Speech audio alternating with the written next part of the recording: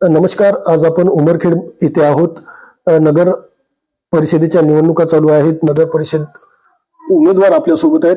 ताई, मराठी 9 न्यूज मध्ये तुमचं स्वागत आहे. उमरखेड नगराध्यक्ष पदाची तुम्ही निवडणूक लढवत आहात. माननीय आपले लाडके पंतप्रधान नरेंद्रजी मोदी, तसेच आमचे देवाभाऊ महाराष्ट्राचे लाडके मंत्री, सगळ्यांच्या मनातले, त्याचबरोबरीने आपल्या राज्यात, महाराष्ट्रात, तसेच आमच्या स्वतः स्थायिक उमरखेडमध्ये सुद्धा भारतीय जनता पार्टीचेच माननीय माजी आमदार, माझे मोठे बंधू आमदार ससाने भैया, तसेच येथील स्थायिक आमदार किसनराव काका, मार्गदर्शक माझे, त्याचबरोबरीने पाटील काका आणि खडसे काका आणि माझे स्वतःचे पती नितीनजी भुतडा यांनी जो माझ्यावर विश्वास दाखवला आणि ह्या सगळ्यांच्या विश्वासास्फूर्त मी आज इथे नगराध्यक्ष पदाची एक अधिकृत उमेदवार म्हणून तुमच्या देखत उभी आहे. एक महिला म्हणून मोठी जबाबदारी आहे नगराध्यक्ष पदासारख्या पदाची.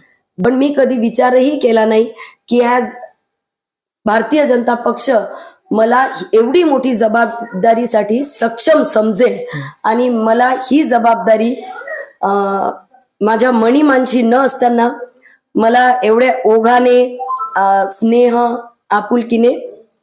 5 ते 6 वर्ष झाली प्रशासक आहेत नगर परिषदेवर. 8 वर्ष. हो, 6-7-8 वर्षे. मोठा कामाचा बॅकलॉग आहे. बिलकुल. तो सुद्धा येणाऱ्या प्रतिनिधीला भरून काढायचा आहे. मोठं आव्हान असेल उमरखेड शहराच्या विकासाचं. आणि काय विजन असेल तुमचं उमरखेडच्या विकासाचं? सर, माझ्या मनात एकच ध्येय आहे की उमरखेडचा कायापालट करणे. माननीय आमदार भैया, साथ ही जिला समन्वयक जी भूतड़ा जी, इन्होंने जो 500 कोटी का निधि लाया था, तो उस निधि के द्वारे अलग अलग मंदिरों में बहुत सारे काम किए गए. साथ ही यहाँ पे नए नए उद्यान बनाए गए, गार्डन बनाए गए, उसी के साथ कुछ पेयर ब्लॉक्स लगाए गए.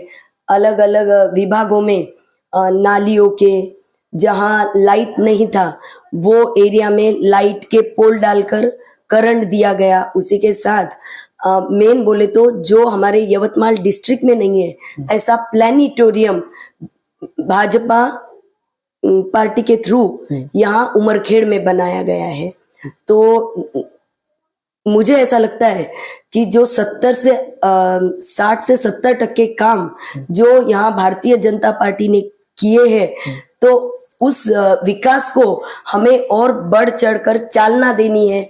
जो 30% काम रहे हैं, हम अपने आप को बहुत गर्वान्वित करते हैं कि ये 30% काम अगर मुझे आज इस नगर अध्यक्ष पद पर बिठाया है तो मैं अपनी तरफ से ते म्हणतात ना, सोने पे सुहागा, या ह्या संधीचा मी सोनं करेल ह्या इच्छेने मी जे रडखडलेली कामे आहेत त्यांना पूर्ण आम्ही महिला ज्यांच्याशी माझा संपर्क आहे, महिला बचत गट असो किंवा काही प्रौढवृद्ध महिला असेल, नवयुवती असेल, आणि तसेच भाजपाद्वारे महिलांसाठी विविध उपक्रम हे स्पेशली स्त्री सन्मानाचे राबवले जातात आणि पुढेही ते राबवल्या जातील.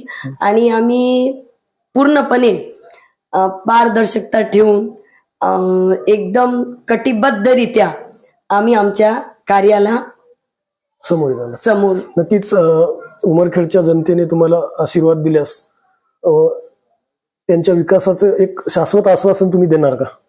नक्की, 100%.